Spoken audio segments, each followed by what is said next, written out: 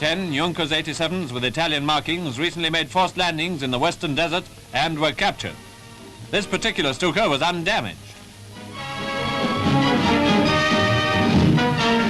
After painting British markings on it, the RAF flew the dive bomber back to a Middle East base where they put it on exhibition, one of Germany's not-so-secret weapons.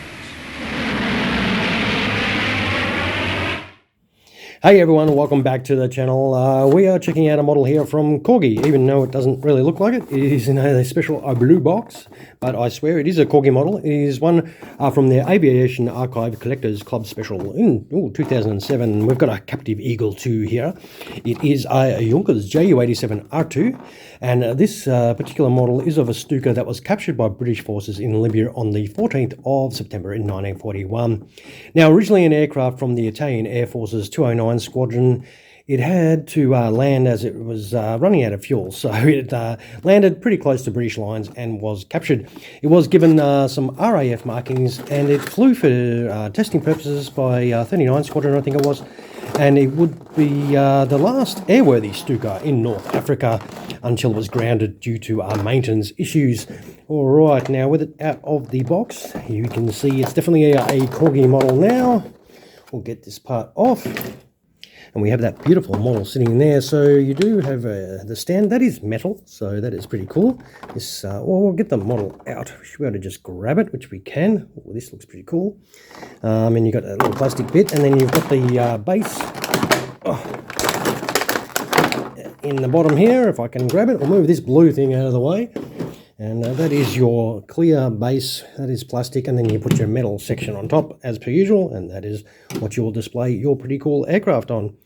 We'll start underneath. Obviously, no bomb, so we'll zoom in and check out some of the details. As you can see, well, there is the little holes for the bomb ordnance to be put on the model itself.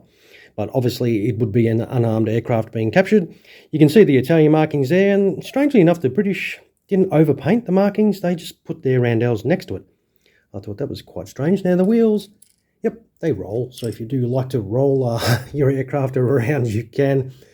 Now it does have the usual great details, the air brakes and all the little fine bits here. So you've got to be very careful of these sections here as well, which can be easily broken off.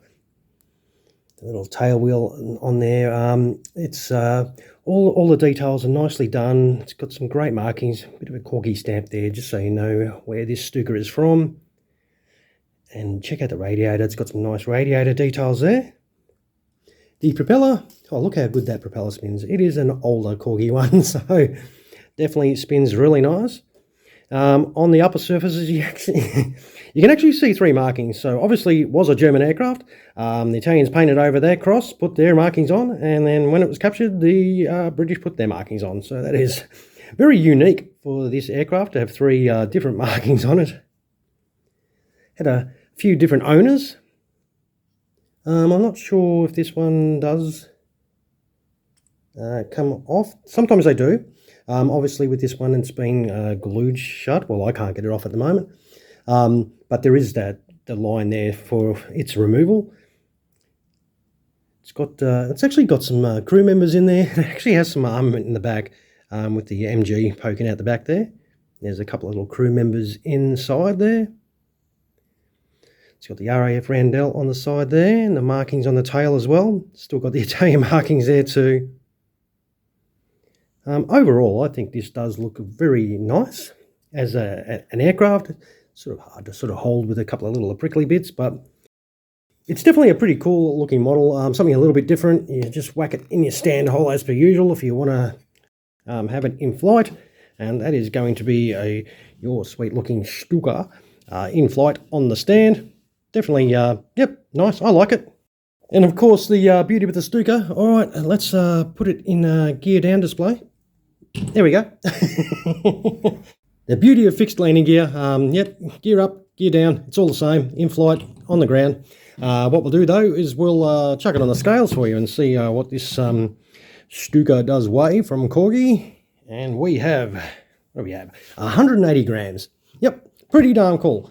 Alright, well that makes it for a nice short video. Some of you will be relieved, but I reckon this is a pretty cool Stuka to add to your collection, and definitely a very unique livery for sure. Alright everyone, you know the deal. Photos at the end as per usual. Don't forget, if you enjoyed the video, some of those my way would be absolutely great. Don't forget to punch the crap out of that subscribe button and subscribe to the channel if you're watching and have yet to do that. And lastly, most importantly, thank you, the viewer, of course, for dropping past to watch another one of my videos. I hope you enjoyed what hit your eyeballs today. Alright everyone, happy hunting for your next model, of course, and you all have an awesome sauce rest of your day. Cheers everyone.